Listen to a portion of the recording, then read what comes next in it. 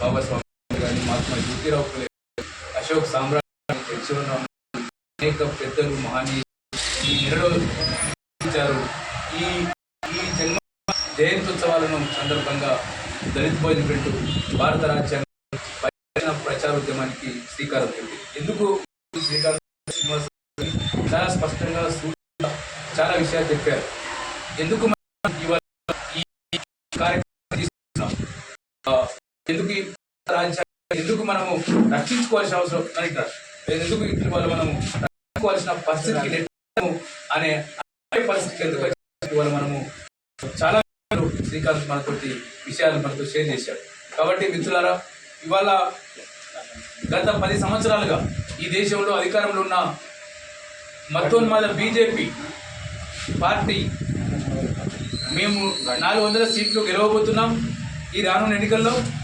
కాబట్టి మేము ఈ భారత రాజ్యాంగాన్ని మారుస్తామని చెప్తున్నారు. ఏం అవసరం వచ్చింది భారత రాజ్యాంగాన్ని మార్చాల్సిన ఏం అవసరం వచ్చింది? అసలు ఎందుకు మార్చాలి భారత రాజ్యాంగాన్ని అంటే, ఈ దేశంలో ఉన్న మెజారిటీ ప్రజలైన ఎస్సీలకు, ఎస్టీలకు, బీసీలకు, మైనార్టీలకు ఇవాళ ఒక హక్కు కల్పించాం. శ్రీకాంత్ చెప్పాడు కదా, హక్కులు కల్పించేది. అది ఒక జీవించే హక్కును మొదలుకుంటే భారత రాజ్యాంగం అమలులోకి లేని సమయంలో ఈ దేశంలో కోట్లాది మందికి చదువుకునే హక్కు లేదు. కేవలం దళితులకు, అనగారిన వర్గాలకు, మైనార్టీలకి కాదు, బ్రాహ్మణ స్త్రీలకు కూడా చదువుకునే హక్కు లేదు. ఆడవాళ్ళు బయటకు రావద్దు, ఆడవాళ్ళు చర్చించద్దు, ఆడవాళ్ళు మాట్లాడకూడదు అనేది మనవాద సిద్ధాంతం ఉందో, బ్రాహ్మణ సిద్ధాంతం ఉందో, హిందూ మత సిద్ధాంతం ఉందో, ఆ సిద్ధాంతంలోనే ఈ దేశం నడిచింది. కొన్ని తరతరాలుగా బ్రిటిషులు వెళ్ళిపోయిన తర్వాత మొత్తం కుల వ్యవస్థను సృష్టించి, ఈ కులం వేరే దేశంలో ఎక్కడ ఉండదు, ప్రపంచంలో ఏ దేశంలో ఇక్కడ కులం ఉండదు, కానీ మన భారతదేశంలో మాత్రమే ఇవాళ కులం ఉండే పరిస్థితి ఉంది. దీని మూలంగా ఇవాళ కుల వ్యవస్థ తీసుకొచ్చి, అంతరాల వ్యవస్థను తీసుకొచ్చి ఇవాళ మొత్తము ఒక విభేదాలను, వివక్షను, అణచివేతను, అవమానాలను చేస్తున్న సందర్భము మన కళ్ళ ముందు కనిపిస్తున్న సందర్భం ఉంది. ఈ పరిస్థితుల్లో భారత రాజ్యాంగాన్ని రక్షించుకోవాల్సిన ఒక తక్షణ అవసరము, అనివార్యత ఉంది. అంటే మన జీవితాలను మార్చిన, మనకు చదువుకునే హక్కు ఇచ్చిన, మనకు జీవించే హక్కు ఇచ్చిన, మన ఇష్టం వచ్చిన మతాన్ని నమ్మే హక్కు ఇచ్చిన భారత రాజ్యాంగాన్ని ఇవాళ మారుస్తే మన భవిష్యత్తు ఇవాళ ప్రమాదం ఉంటుంది.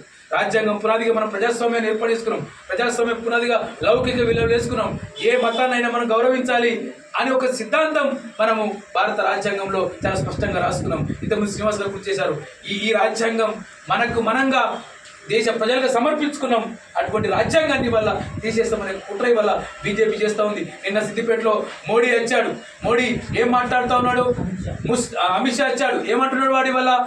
మేము కనుక అధికారంలోకి వస్తే మైనార్టీలకు రిజర్వేషన్ను ఎత్తేస్తామని చెప్పాడు. ఎప్పుడు నువ్వు ఎత్తడానికి ఎనికి ఏం హక్కు ఉంది? మైనార్టీలకు రిజర్వేషన్లు ఎత్తేసే రైట్ నీకు ఎక్కడ ఉంది?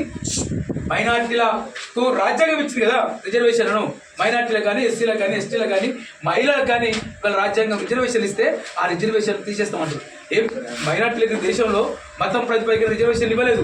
ముస్లింలకు ఈ దేశంలో ఎస్సీలతో పాటు ముస్లింలు కూడా వివక్ష ఎదుర్కొంటున్నారు, ఆర్థికంగా, సామాజికంగా వెనుకబడి ఉన్నారు అని చెప్పి రాజ్యాంగంలో డాక్టర్ బాబాసాహెబ్ అంబేద్కర్ ముస్లింలకు రిజర్వేషన్ ఇస్తే ఇవాళ బీజేపీ అమిత్ షా ఇక్కడికి వచ్చి సిద్దిపేటలో వచ్చి ఒక తెలంగాణ గడ్డ మీదకి వచ్చి ఇవాళ మేము ముస్లింలకు మేము రిజర్వేషన్ తీసేస్తామని చెప్తున్న అధికారంలో. అంటే వాళ్ళు ఏది నోటికి వస్తే అది వాళ్ళ ఎన్నికల్లో మాట్లాడుతున్న సందర్భం కనబడుతుంది. ఇటువంటి సందర్భంలో బీజేపీ రానున్న ఎన్నికలు రాకుండా దాన్ని ఓడించాల్సిన బాధ్యత మన పైన ఉంది. మన శక్తి తగ్గుతూ ఉంది,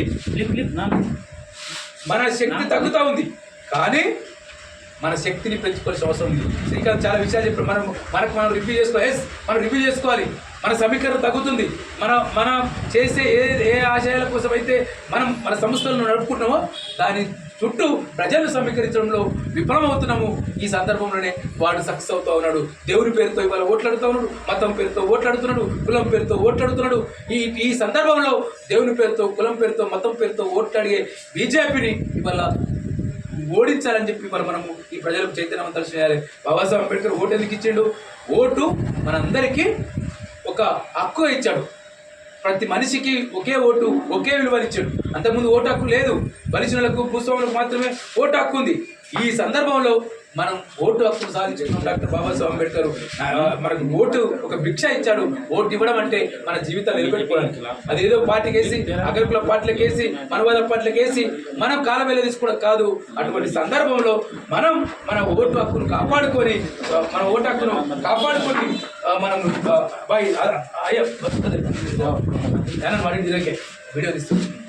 కాబట్టి మనం ఈ నేపథ్యంలో భారత రాజ్యాంగాన్ని రక్షించుకోవాలి. ప్రజలందరూ ఒక్కటే, కులం మతం తేడా లేదు అనే ఒక వివక్షకు లేదు సమాజం అని చెప్పి ఏదైతే మన మహనీయులు కలగనరో అటువంటి వైపు వల్ల మనము ముందడుగు వేసుకుంటూ ముందుకు చెప్పి కోరుతూ మీ అందరికీ పేరు పేరున జై భీమ్. Thank you.